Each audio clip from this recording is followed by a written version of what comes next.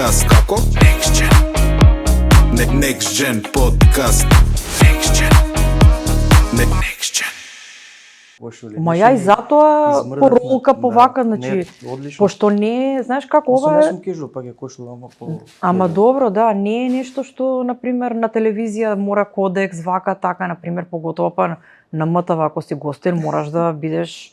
Сега не можам по патики да отидам у МТВ. Сепак е национална телевизија. Си има свое. Да. Мада тоа е суштина подкаст, тоа е за тоа е таков медиум кај што треба да Лабаво е бидеш опуштено. полабаво, Да, баш така. И сега најавата ја спомнав моден дизајнер, инфлуенсер. Пошироко од тоа ти како би се опишала? Мајка, сопруга. Професор, сопруга. Во Се која улога уедно. највеќе си периодов или сите ги хендлаш подеднакво? Па, како...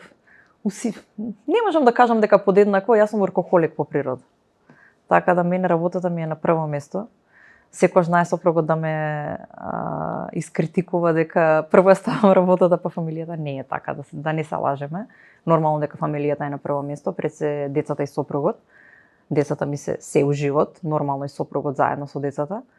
Така да, еве би оставила фамилијата пред работата, но сум тежок воркохолик. Јас сум јарес у хороскоп, така да кој се разбира од астрологија може многу добро да ме процени. Со познак Водолија. Така, пред малце спомнавме од каде да почнеме се. Има многу што да се збори. Имаше една опширна биографија. Но случајно се нафме на мојот дека ти си од Штип, јас сум Штип и така денес се векува Штип, и имаш да го отвориме овој мојот, јас сум по страна на татко ми. Па јас би почнал од малце порано, од пред сите овие улоги некако да ги добиеш во животот. Ме интересира од таму некаде детството како изгледа Маја тоа, што правиш, што се занимаваш? Дали имаш афинитети за ова што си денес? Имав афинитети, но бев мирно и повлечено дете, кое што не зборува многу за разлика од сега. Не знам, никако се случи некој пресврат во мојот живот. Уште од мала, сите фустани на мајка ми беа прекроени и венчаници. Знаев да еднаш се сеќавам ова една случка каде што порано се користеа прашоци детергенти за перење алишта во платнени торби и од две платнени торби направив фустан и ги земав штиклите на мајка ми, така ја пречекав од работа. Ова зборувам, значи сум имала, не знам, 5-6-7 години, не знам точно колку. Да, и навистина ме влечело тоа од мала. Посетував драмска секција, не знам Чичко Симе од Штип дали го знаеш, значи кај него одев на драмска секција, никако цело време бев во тие уметнички води, татко ми е композитор, книжевник по професија, ме учеше на правилно изговарање, правилна дикција уште од мала, па сето тоа се провлече во драмската секција, каде што дополнително научив како да се однесувам на сцена, но секогаш знаев дека ќе бидам позади сцена, ќе работам на костими, а нема да работам на сама сцена, бидејќи некако, да, сето тоа е супер, но не се пронајдов во тие води и знаев дека ќе се запишам, дека ќе студирам моден дизајн, но сепак пак ќе кажам, корените си влечат од уметничка фамилија, уметнички тој доем кој што сум задоена од мала. Long story short, кога завршува приказното во Штип, каде продолжуваш од тука? Завршува на студии или пред студии? Завршувам средно гимназија, математички одсек. Многу интересно, да, пошто сум математичар, многу сакам математика и тоа ми е буквално во крв, во вени, јас така да кажам, дека тече, тоа ми од на мајка ми страната. Да, од двете страни. Сум зела нешто, да, и од двете страни. И потоа се запишувам на студии во Белград, студирам моден дизајн. Таму завршувам академија, државна академија, магистрирам и се враќам повторно во Штип. Да, токму така и тука почна приказната, претпоставам. Тука почна приказната и некако искрено ти кажам паднав во една депресија каде што од толкав голем град од Белград се враќам во Штип и тогаш Штип уште беше и мал град, не е мал град. Не беше отворен универзитетот, може би беше отворено нешто скоро, не беше како што е сега, толку развиен. Пак беше центар на Источна Македонија, но немаше да се спореди ни со Скопје, не па со Белград. И тука искрено година дена седев дома и ништо не правев. Значи бев во тотален колапс и во тотална некоја депресија, сама со себе повлечена. Депресија. Да, сама со себе повлечена. Потоа се запишав, се вработив на Универзитетот Гоце Делчев во Штип како асистент. Работев тука 5 години и од ова сватив дека сето тоа мене ме гуши затоа што мојата креативност не доаѓа до израз. Сето тоа е супер да работиш на универзитет, да работиш професор, но не full time job. Јас сум тип кој што не може да функционира од 8 до 4 и се пресели во Скопје и продолжи тоа што сум денес, така, чекор по чекор. Искуствата какви се од тој период на факултет со студентите? Научив многу. Претпоставам само што се создал некои рани почетоци биле. Да. Научив многу, искрено, значи тоа искуство што го стекнав таму не се стекнува никаде. Навистина многу научив, но пак ќе кажам таа работа ми ја гушеше креативноста. А мене ми беше и повеќе од потребна. Така би се согласили со нешто би рекол некој дека човек почнува да учи на баш сериозен левел во моментот кога ќе почне да го предава тоа на други? Имаше ли таков некој момент да текра сите работи кои си ги освоила на факултет и слично, во моментот кога ти си се ставила таа улога да предаваш на други, уште повеќе да ги усовршиш, уште повеќе да навлезеш во тоа? Имаше ли таков некој период? Има до ден денес, затоа што јас моментално 8 години предавам на универзитетот во Приштина и јас до ден денес учам од моите студенти. Значи они учат од мене, но јас учам од нив. Секојдневно разменуваме знаења. Јас не сум класичен професор кој што ќе седне и ќе предава. Ние буквално седиме, разговараме, учиме обострано, така да кажам. Така да учам од се во животот, не само од студентите или они да учат од мене. Буквално од се човек учи додека е жив и тоа е факт. Јас не се срамам да кажам нешто ако не знам или ако не разбирам. Подобро да прашам отколку да го направам во погрешна насока. Така, апсолутно. Понатаму решаваш да предаш во Скопје. Кои предизвици се отвараат тука? Што се случи? Јас се преселив во Скопје, се вработив во Елена Лука, работев неколку години таму, работев и во Кокев година или две, не знам точно кој временски период сето тоа беше. Во меѓувреме бев со сопругот веќе во врска и некако пак ќе кажам сватив дека јас не сум тип кој што треба да работи од 8 до 4. Повторно се врати сето тоа дека не е работата дали работам во институција каде што ќе предавам или во фирма каде што ќе работам на мојата струка, ќе бидам дизајнер, ќе работам креативна работа. Едноставно работата од 8 до 4 не е за мене. Јас тоа го сватив. Јас сватив дека мене ми треба слобода, дека тогаш кога јас ќе бидам слободна, тогаш најдобро ќе творам. И дадов отказ и останав без работа. Година дена бев, значи како да ви кажам, ни ваму ни таму, седев дома, чепкав нешто, работев, го отворив, го ребрендирав мојот бренд Елеазар, од кога се роди моето дете Лазар. И почнав да го работам мојот бизнис full time job, да, ама работев за себе, работев јас кога сакам и колку сакам. Идејата за брендот кое време почнува? Претпоставам порано доста. Јас творев, значи работев, правев мои колекции као Маја Кикириткова, но ребрендирањето на брендот на малце посериозен левел, така да го наречам, ова е подкаст слободно е изразиве, така. На посериозен левел, кога го ребрендирав брендот, всушност Елеазар е евреско име, и името Лазар е извадок од Елеазар. И од тука го доби и името Елеазар бај Маја Кикириткова. Го направив моето ателје, правев колекции, направив нова модна ревија, го отворив мојот вебсайт каде што нели се продава колекцијата, се продават парчиња облека и всушност тука почнав онака малце посериозно да чекорам во тие дизајнерски води. Но па тука дојде еден нов момент каде што дојде таа mass production и fast fashion и сите почнаа да купуваат и до ден денес, нели? Се купува fast fashion. Зара, Бершка. Да. И да, тоа се работи се, ама знаеш како не... Како гледаш ти на тоа општо?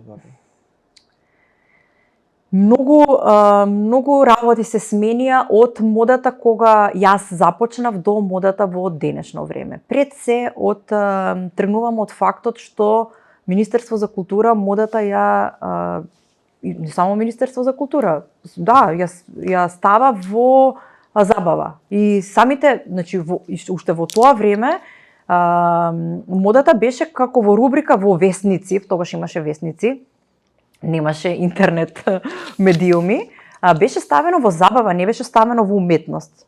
Значи никој модата не ја рачуна како уметност. Сепак тоа е уметност. И тука доаѓа самата доаѓаат тие чекори дека ние сме како да кажам, као ги забавуваме луѓето, а не ставаат во некој токму така. Немаше тежина сето тоа. И кога дојде оваа fast fashion мода, сето тоа замре. Значи модата во Македонија, јас на прсти можам да избројам кој работи и што работи. Работат свечени тоалети и венчаници, затоа што парите се во венчаниците и свечените тоалети. Никој не работи мода која што е ready to wear и ќе ја купат и ќе ја носат. Значи нема, едноставно тоа е преплавено со брзата мода.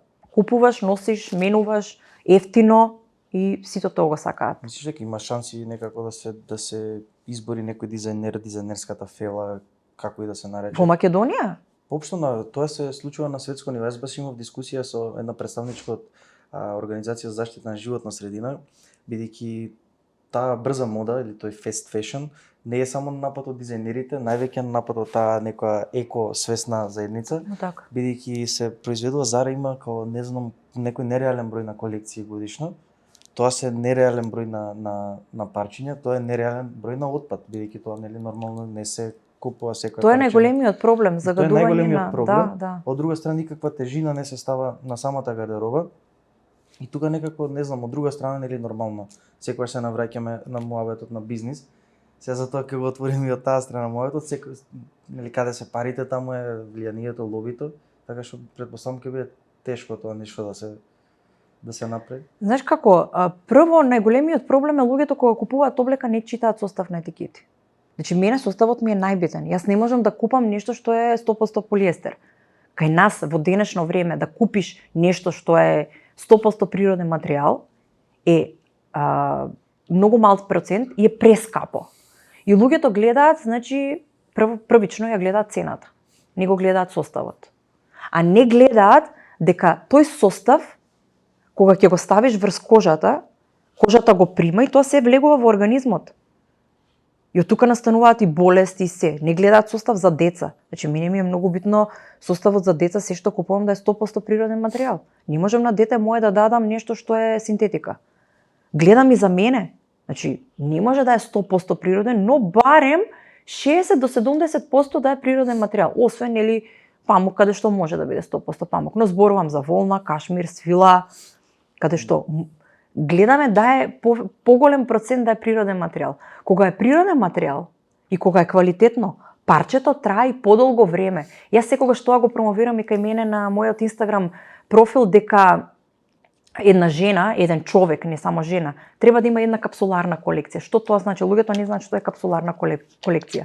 Капсуларна колекција е каде што имаш 20 парчиња basic, значи во твојот ормар, и од тие 20 парчиња ги користиш 5 години, се високо квалитетни, си ги платил по солидна цена и тие не се уништуваат затоа што се многу квалитетни. И можеш да ги носиш, не им минува модата, како една ролка, бела кошула, класични панталони, сако, одело, бейзик ташна, црни чевли. Значи тоа сето треба да биде убаво, високо квалитетно и ќе го носиш со години и само сезонски можеш да го надополниш со 4-5 парчиња трендовски и кога ќе го искомбинираш, тоа ќе изгледа како сега што е модата и трендот во денешно време. Но никој тоа не го купува. Јас секогаш правам список што ми фали во мојата гардероба. Ми фали бела кошула. Правам список и кога одам нешто да купам или кога правам онлайн нарачка, знам дека ми фали бела кошула и купувам убава квалитетна бела кошула која што знам дека ќе ми трае. Или убава волнена ролка. Во basic боја, црна, сива, бела, крем. Значи не збориме тука ние бои да мешаме која што сега е модерна оваа сезона, а следната сезона веќе не е модерна.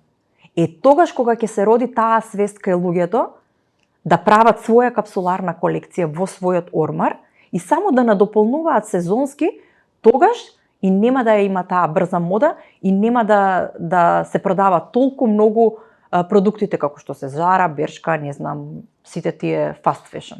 Така се, од овој мовет би извлекол некако дека всушност најголем проблем е некако едукацијата на луѓето. Ние зборуваме за материјали, на страна од тој fast fashion се исто така една гранка која е многу проширена, е тоа нарачување од интернет, од некои соседни наши земји, каде што робата не само што овие барем имаат етикета, барем знаеш дека не е добро ако си ја разбираш, ваму не се знае што се случува.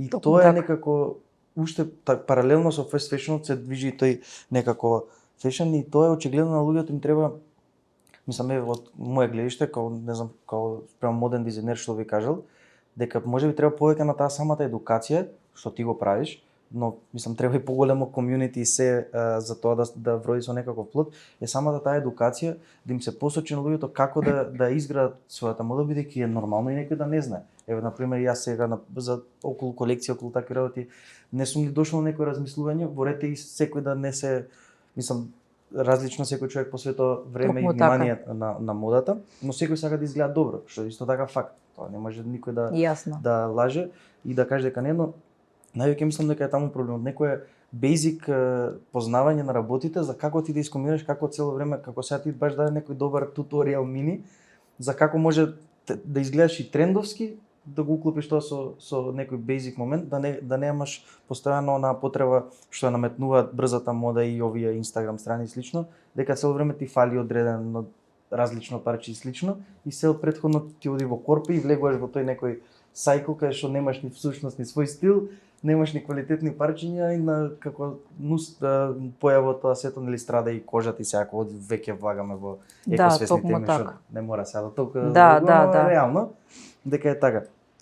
Така што би рекол дека едукацијата што ти неспорно ја правиш, би сакал сега малце да те вратам на почетокот кога го отвараш својот бренд. Ти ми спомна дека постојано ти ја чувствувала таа потреба дека не сакаш да бидеш затворена во некоја средина од 8 до 4 или како и да е во некој систем што ти налага одредени правила и форми на однесување, но од другата страна е човек да покрае нешто сам, како ние ова сега што го правиме, но тука се отвараат исто така многу прашања. Првично треба да се штиклира нели екзистенцијата во време што живееме, како да се соочиш со тој притисок, сам си во нешто, ти треба доволно да веруваш во тоа, треба да убедиш многу луѓе да веруваш во тоа, каков е твојот мајндсет, мислам ти не си била дете кога си го почнала тоа, си била веќе сериозна жена, ако може да кажам. Но имаш ли поддршка, како беше тоа носењето со целиот тој притисок, стварање на екзистенција преку личен сопствен бренд? Јас искрено ако ти кажам дека да не беше машми, јас немаше да бидам ова што сум денес. Јас тоа го кажувам искрено, значи. Да, јас можеби сега кога веќе имам направено статус свој финансиски, basic, свој личен, па можам, ама имам некој бекграунд. Но тогаш видео дека мене не ми е убаво да работам, дека мене ми ствара притисок работата од 8 до 4. Иако ќе останевме само на една работа, не бевме тогаш, уште бевме дечко и девојка. Не бевме тогаш финансиски стабилни, значи на плати. И он на мене ми кажа, окей, дај отказ. Ке живееме колку имаме. И тебе некој тоа да ти го каже, ти си викаш, па, јас можам да направам. Кога те бодри да дадеш отказ и да останеш на нула, со нула месечни приходи месечно, и си викаш, можам, и мене воделка ни животот ми е дека треба да се бориш и колку повеќе даваш, толку повеќе Господ гледа и ти враќа. И тука се случи тоа што се случи, окей, у најголемата криза, јас така можам да кажам, у најголемата криза јас дадов отказ. Ја останав дома и ние буквално стартувавме од нула, од минус, не од нула, од минус, еве јас слободно можам да кажам. Родителите мои, значи јас не сум дете на директори, на некои кои што имале, не знам, финанси, мене кога ме пратија на студии во Белград, мајка ми кажува дека пошто тогаш работела она во Нова трговија во Штип, па станале под стечај, па милион други работи тука се случиле, ме праќаат на студии во Белград, плаќаат мое студирање затоа што знаат колку тоа многу го сакам. Во Македонија нема студии за моден дизајн, мораше некаде на страна да ме пратат. И мајка ми на мене ми кажува до ден денес имало ситуации кога ние дома не сме имале што да јадеме. Али ти мора да студираш, ти си сакаш, знаеме колку го сакаш тоа уште од дете. Се поклопила една година и брат ми на студии и јас на студии. Значи таа една година било за мојата фамилија можеби и нешто неочекувано ама се случило, знаеле дека вложуваат во мене и во брат ми, сега значи живеат лагоден живот. И они, и јас и брат ми. Мора да се вложува. Секој во животот има успони и падови. Секој во животот некогаш се нашол многу доле и многу горе. Но треба да знаеме да направиме баланс. И јас пак ќе кажам, да не беше мојот сопруг, јас немаше да бидам ова што сум денес. Таа целосна поддршка до ден денес што ја добивам јас од него. Што мене во семе ме бодри и ме поддржува и ми вика да, Маја, можеш, зошто да не? И јас се ставам на вага, ама чекај ова, вака ако биде, така ако биде. Не бе, зошто? Дај, ќе вложиме, ќе видиме, ќе направиме. Што може да изгубиме? Пари се прават. Способни сме, млади. Тогаш немавме и деца, и тоа е факт. Каде што уште немаш некој можност за храброст и викаш немаш сам, си што можеш да изгубиш. Сега веќе со деца е многу поинако. Апсолутно. Сега го спомнуваш дека си најблагодарна својот сопруг во тоа време, се уште е момче. Сега многу од овие модерни некои генерации во кои сум јас, девојки кои претпоставам дека и те следат тебе, некако не би се согласила со тоа. Постои некоја култура на отуѓување, на секој сам, некако не знам дали го забележуваш тоа колку секој почна некако целиот мајндсет, целата таа приказна се врти околу тоа дека ти сам можеш да створиш се. Тоа почна веќе од машките, но и женските во голем дел се излажа или го поприми и слично. И ретко некој дава шанса, нели што се вика, ако запалиш друга свеќа, нели не ја гасиш и својата и слично, и тешко еден со друг некако се стекнува доверба и слично, секој некако сам сака да стигне до негде и многу убаво звучи кога всушност ти некако да даваш, нели, и со самото тоа некој респект, но и некако реална мисла како се случиле работите. Знаеш како? Кога сваќаш дека со некој човек сакаш да го поминеш животот, без разлика дали е тоа напишан документ или не, и кога гледаш дека тој човек ти дава неизмерна поддршка и те поддржува буквално во се, не можам да кажам дека сама се сум створила. Можеби ќе сум била и повеќе од ова што сум денес, да сум била сама. Но ќе сум немала фамилија, ќе сум немала 2 прекрасни деца и мојот живот ќе се одвивал во некоја друга насока. Немало да се одвива во ова која што за мене е ова идеален живот. Јас не можам да се пожелам во ниеден момент дека мене животот не ми е убав. Дека јас сакам да си одам од државава. Не, мене ми е убаво тука. Навистина ми е убаво. Јас стварам за моите деца, сопругот ствара, ние ствараме заеднички. Сега ситуацијата како што е у државата, каква е што е, знаеме сите, и образование и се, но тоа е сосем друга тема. Моменталниот статус наш и моменталниот наш живот, како ние живееме фамилиарно, ние живееме перфектно, како да кажам, совршено. Ете, со еден збор. Многу убаво тоа да се слушне и често луѓето тука има и таква култура на мрчење, нема по-добар збор за да се дефинира тоа. Нели луѓето сакаат некојаш и да се измрчат и окей се, реално некои работи може би не се далеку од добри, но има луѓе како тебе што покрај се до тоа се избориле и се срекни. Преска баш забележав, ти кажав, ти си многу некако срекна личност продискутиравме за тоа. Спомна дека кога сме кај образование, спомна дека во тоа време немало модни студии во Македонија. Како стои ситуацијата сега? И тоа сакам да го надоврзам со тоа моментално ти каде си во Приштина, на факултетот и општо таму некоја ситуација пред скоро бев во Приштина и малце се запрепасти. Не ми беше јасно, имав очекувања сите да, но некако баш на 30% повеќе од некои високи очекувања. Како стои ситуација тука, на пример, млади што се за моден дизајн, еве да се осврнеме на луѓе што те следат, што сакаат да одат по тие стапки? Јас кога требаше нели да се запишам, јас сум 85 годиште, до година 40 години ќе наполнам. Јас кога завршив средно и кога требаше да се запишувам, како што кажав, немаше студии овде и моите според нивните финансиски можности ми рекоа можеш да бираш Бугарија или Белград, толку се нашите можности. Јас избрав Белград. Не знам од која причина, појма немам. Така некако по-светски ми звучеше Белград отколку Бугарија, мада не мора да значи, бугарите се отидени и со образование и со се многу на висок степен. Потоа почна да се отвараат студии овде, се отвори Академија Италијана, па се затвори, се отвори Европски универзитет, уште постои ФОН, уште постои мислам. Сега знам дека има и Мајка Тереза, каде што има некој одсек за моден дизајн.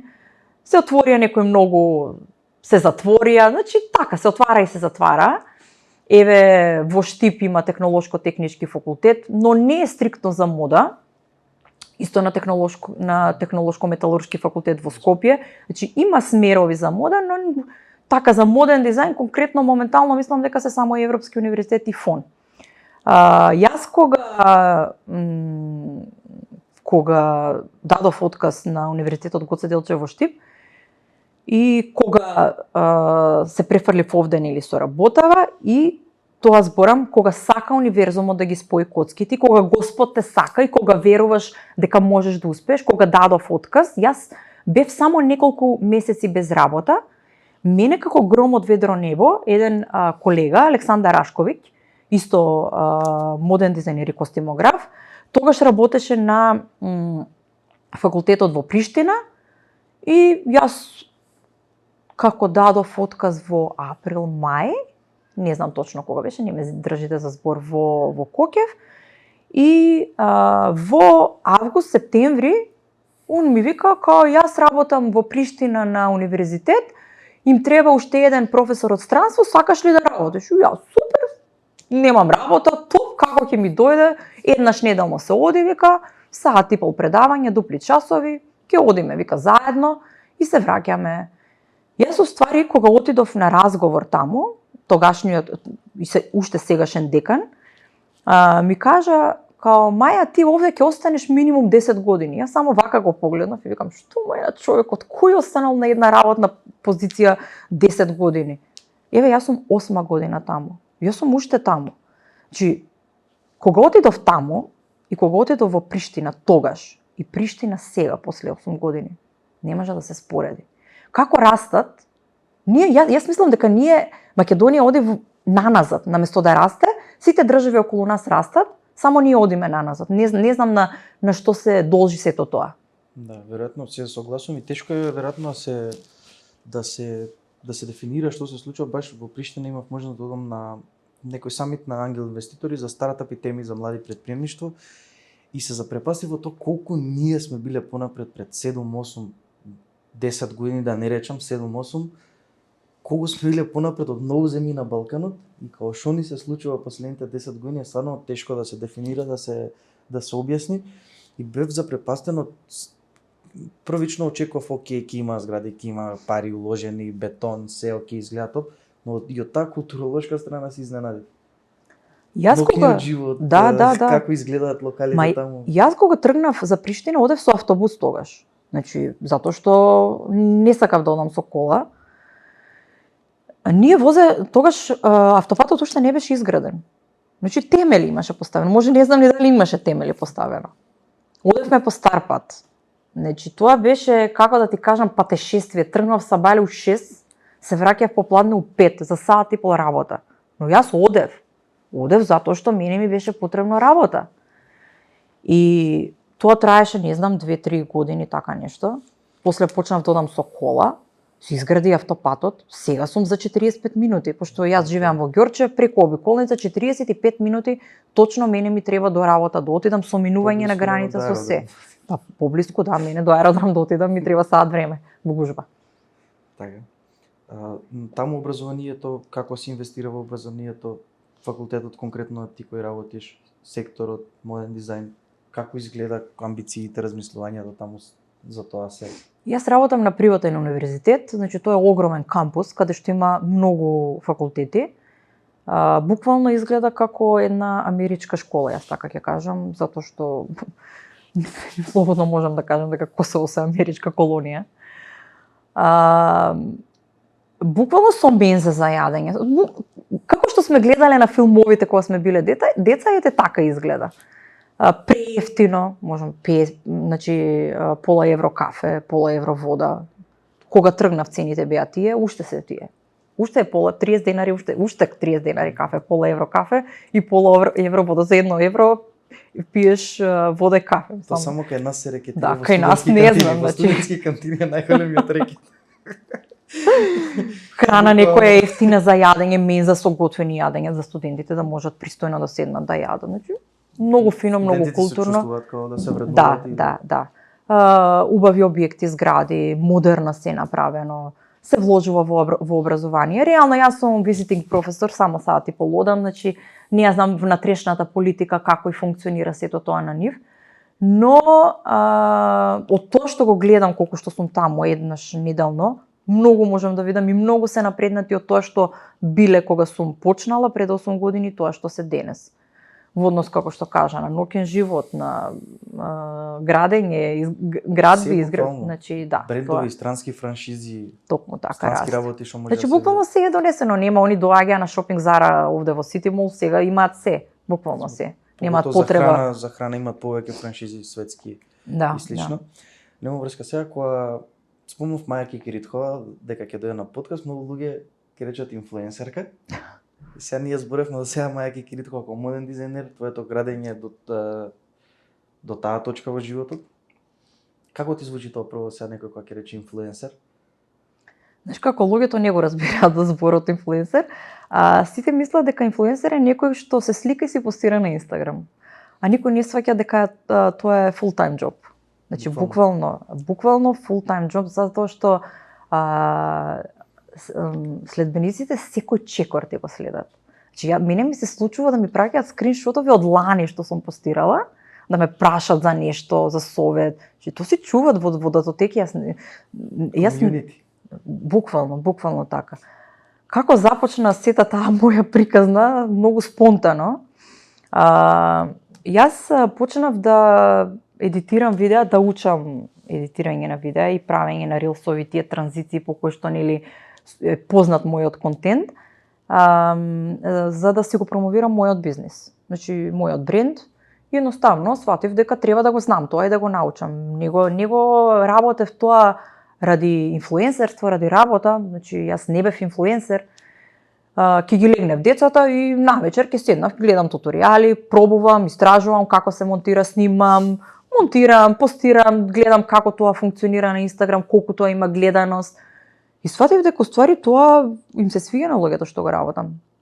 Тука почна и ангажирањето од почна, извини што те прекинувам, почна да го градиш профилот на твојот бренд или веднаш твојот личен профил? Не, на мојот личен профил, па во колап си ставав со мојот бренд и така уствари си правев обострана. Што е подобро секој случај. Да, си ставав и кај мене. Да, пошто знаеш како, јас сватив дека порано кога ангажирав модели, манекенки за да правиме нели фотосесии и сето тоа не продаваше. Луѓето сака лично јас кога ќе го облечам и кога ќе го како јас ќе го искомбинирам, како јас мене да ме видат. Како ќе го објасниш? Да, мене да ме видат. Личниот момент. И кога ќе ме видат мене, многу повеќе веруваат на мене и ќе го купат тоа отколку кога ќе го видат тоа на некоја моделка, манекенка. Јас сватив дека јас имам влијание врз луѓето.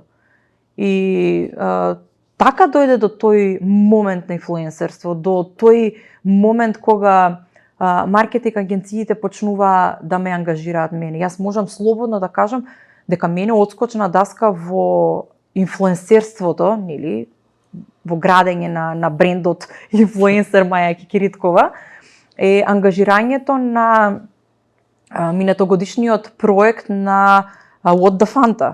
Значи, јас слободно можам да кажам дека мене тоа ме издигна на еден повисок левел.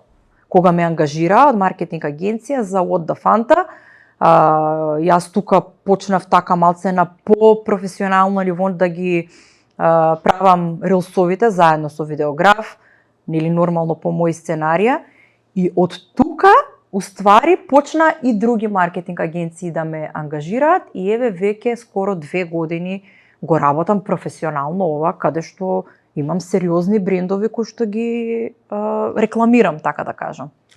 Може да ти текне на првиот, може би првото некое колаб, првото нешто што треба да го направиш за клиент. Може да се сетиш? Не знам. Имаше момент кога работев некој фен за Philips. Значи тоа беше исто пред 2 години, ама така некако како исто снимав со телефон, имав 2 рилса што треба да ги направам и еден пост, и тоа беше едно, и после тоа беше What the Fanta, каде што можам слободно да кажам дека од тука старташе тоа издигнување мое. А како ти се смени размислувањето? Во почетокот претпоставам прво кога си добила понуда да снимиш 2 поста рилс и да добиеш презентот, ти изгледало многу примамливо и многу едноставно. Како што знам со доста клиенти, ние имаме маркетинг агенции, исто се работи со клиенти и општо со содржина, со контент, тој добро познат контент, што сите го збориме. Така. И на почетокот изгледа тоа доста примамливо и како супер, како работа што не сме да се одбие, но понатаму сваќаш колку всушност има работа, дедлайни, до кога треба да се испорача, до кога. Знаеш како, јас у принцип сум човек што многу почитува рокови, не сакам да каснам. Но проблемот кај мене е што јас не можам се сама да работам, нели имам бекграунд позади мене, позадина и тим цел кој што работи, каде што имам и видеографи, сето тоа.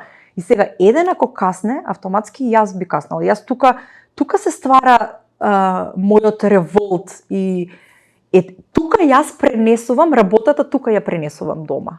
И секогаш кога ќе земам телефон, мама не ја дирајте, мама работи. Значи, тоа е моментот мама кога ќе земе дома телефон, мама работи, значи, пошто син ми дома го прашале што работи мајка ти.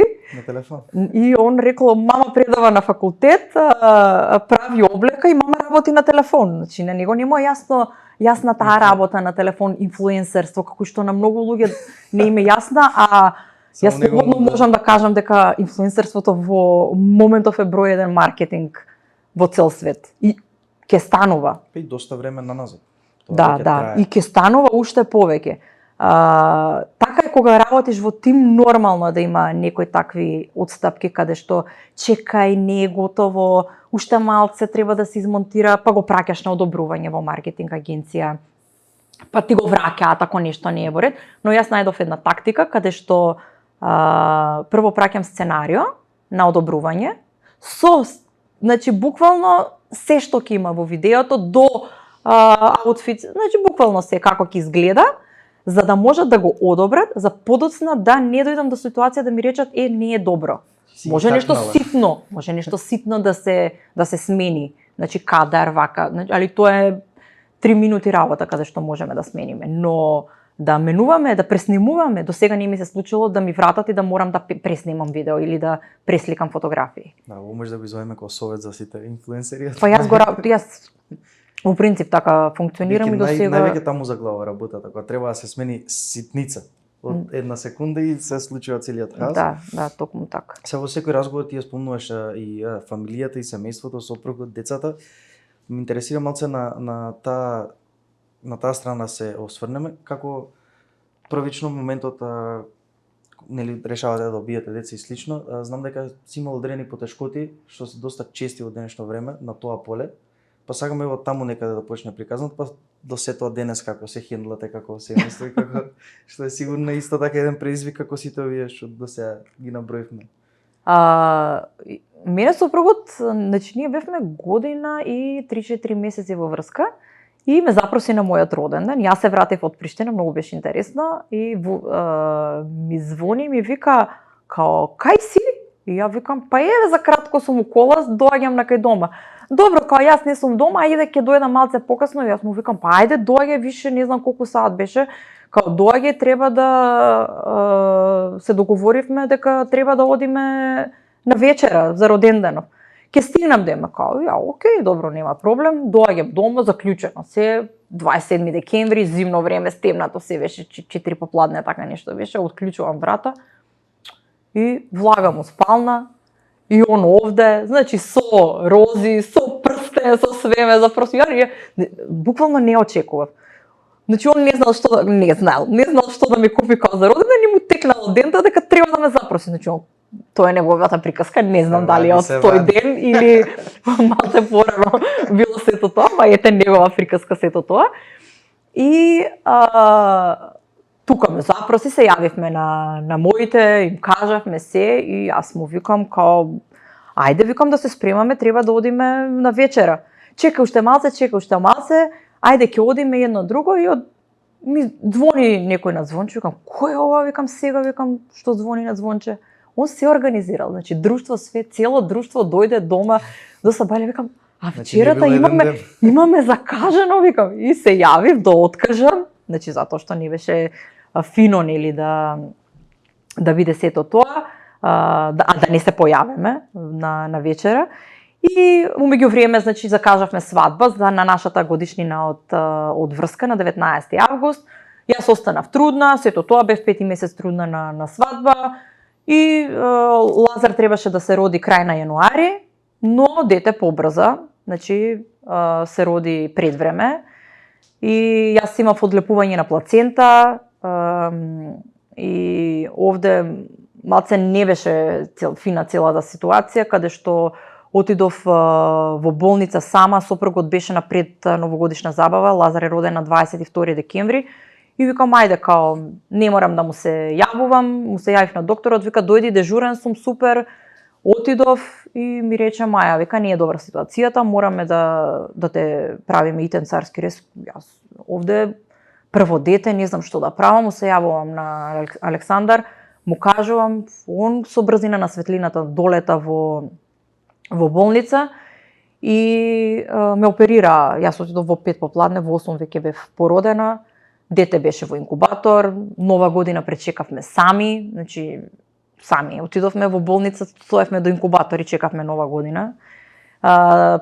Божик, значи сите тие празници најбитни кои што се, значи сите излегуваат со дете, јас излегов со празни раце, не е воопшто сеедно, но помина и тоа што помина, значи дете живо, здраво, право, се супер напредува. Истото ми се случи и со Ева. Уредна бременост, се супер, во истата гестацијска недела, исто се породив, исто одлепување на плацента. Но претходно ние правевме милиарди испитувања, ништо се беше во ред, се испостави дека мене плацентата ми се одлепува затоа што не држи толку голем плод и доколку детето достигне над 2 кила, почнува да се одлепува. И исто и она, но женските деца, иста гестацијска недела, иста килажа, значи се родени двајцата, но девојчињата биле малце по напредни од момчињата, така ми го кажа тоа во болница.